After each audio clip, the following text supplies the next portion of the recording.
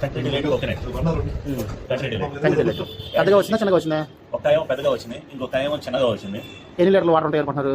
ఇప్పుడు నేను పోయినసారి యూట్యూబ్ చూసినప్పుడు ఒక పిల్ల వచ్చి పొడిచి కితనా జ్యాదా పానీ హై అనింది. సో ఆవిడ కోసం మేము ఈ ప్రయోగం చేయదలుచుకున్నాం. ఇప్పుడు కనుక దీన్ని పొడిచి కితనా జ్యాదా పానీ హై రాకపోతే సబ్స్క్రైబ్ చేయాలి. ఈ గ్లాస్ వస్తాయా? నా ఎస్టిమేషన్ ప్రకారం ఈ కాయ ఈ గ్లాస్ మాత్రమే వస్తుంది అనుకుంటున్నాను. అంత గ్లాస్ వస్తాయా? అంత గ్లాస్ రాదు, పెడితే కొంప తొడవాలి అని చెప్పి ఈ గ్లాస్ పెట్టాం. అంత కూడా రావు. ఎక్కువ చూద్దాం. కంట్రీ డైరెక్ట్ కాయ వచ్చి ఇటు సాగు దొబ్బుతున్నాడు యూట్యూబ్ ఓపెన్ చేస్తే, అందుకని రివ్యూ చేయడానికి 100 రూపాయలు దా పడుతుంది కాయ.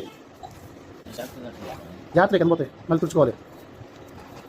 కింద వస్తాయా? వస్తాయని నా అభిప్రాయం. వాడు యూట్యూబ్ ఓపెన్ చేస్తే చాలు కంటిన్యూ లైట్ అన్నాడు. అసలు ఈ డాడీకి నేను ప్రేమ్ సబ్స్క్రిప్షన్ తీసుకోవాల్సి వస్తుంది.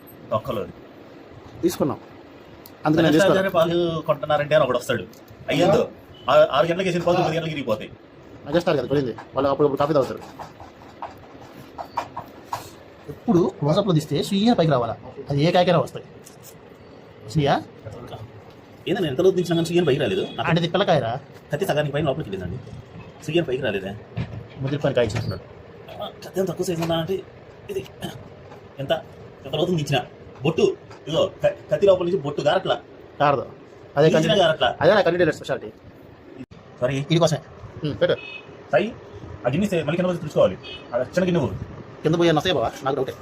ఇది పెట్టేస్తున్నావు అందరికి కనిపించడం కోసం.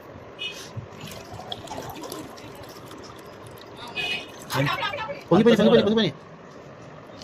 వాడు 2 గ్లాసులు పెట్టాడు బాబా, మనకి 1 గ్లాస్ వచ్చింది. ఏ రా సిగ్గుమానేదా, యాళ్ళకి ఏమాత్రమే ఉండాలి కదా. నీ దెబ్బకి మావిడ ఈ కింద పై నాచాలు కలిగించింది.